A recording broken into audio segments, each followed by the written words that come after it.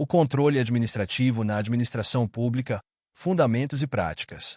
O controle administrativo é um aspecto crucial da gestão pública, essencial para garantir a legalidade e a eficiência das ações da administração. Esse controle é fundamentado no poder de autotutela, que permite à própria administração revisar seus atos para confirmar sua validade, corrigir eventuais falhas ou até mesmo revogar decisões que não estejam em conformidade com o interesse público ou com a legislação vigente. A autotutela é uma manifestação do princípio da legalidade, que preconiza que todos os atos da administração devem ser realizados dentro dos limites da lei, garantindo a proteção dos direitos dos cidadãos e a boa aplicação dos recursos públicos. Uma das principais finalidades do controle administrativo é a correção de comportamentos administrativos que possam causar prejuízos ao erário ou a terceiros. Isso significa que, ao perceber que um ato administrativo foi praticado de maneira inadequada, a administração tem o dever de tomar as medidas necessárias para corrigir essa falha. Essa possibilidade de autocorreção é fundamental para a integridade da administração pública, pois evita que erros se perpetuem e causem danos irreparáveis à sociedade. Os meios de controle administrativo são variados e podem ser classificados em diferentes categorias. Um dos principais meios de controle é a supervisão ministerial sobre as entidades descentralizadas, como autarquias e fundações públicas. Essa supervisão é essencial para garantir que essas entidades cumpram suas funções de acordo com as diretrizes estabelecidas pelo governo federal, assegurando que as políticas públicas sejam implementadas de forma eficaz e responsável.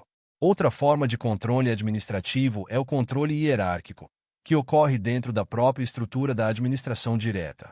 Nesse contexto, autoridades superiores podem revisar atos de seus subordinados, assegurando que as decisões tomadas estejam em conformidade com as normas e diretrizes estabelecidas.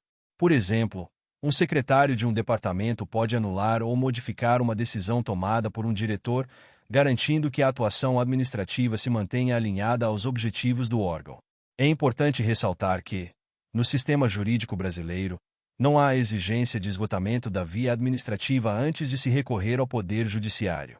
Isso significa que um cidadão ou uma entidade pode buscar a proteção de seus direitos diretamente na Justiça, caso considere que um ato administrativo está causando lesão aos seus interesses.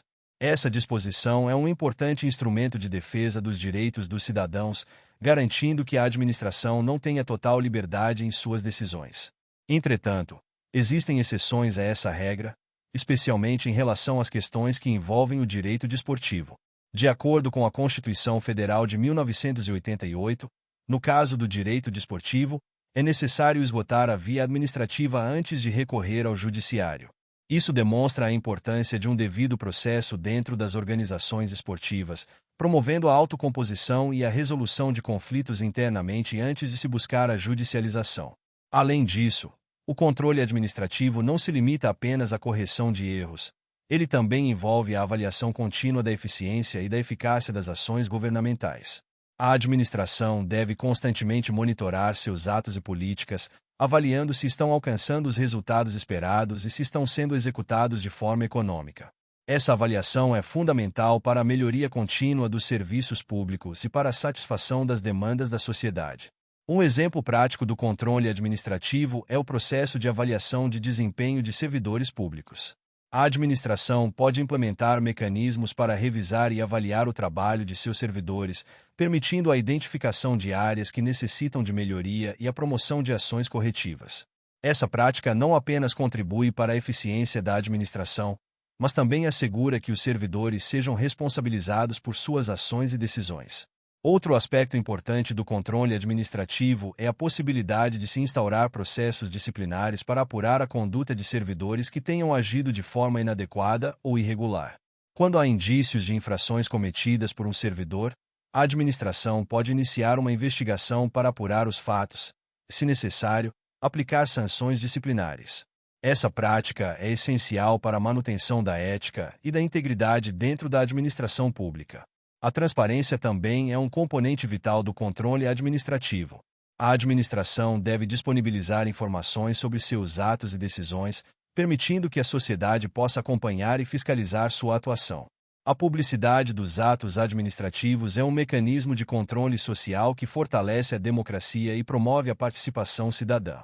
Quando os cidadãos têm acesso às informações sobre como os recursos públicos estão sendo utilizados, eles podem exigir accountability e responsabilização dos gestores públicos. Em situações de desvio de finalidade ou abuso de poder, o controle administrativo se torna ainda mais relevante. A administração deve agir sempre no interesse público, e quando isso não ocorre, é dever do próprio ente público corrigir essa situação.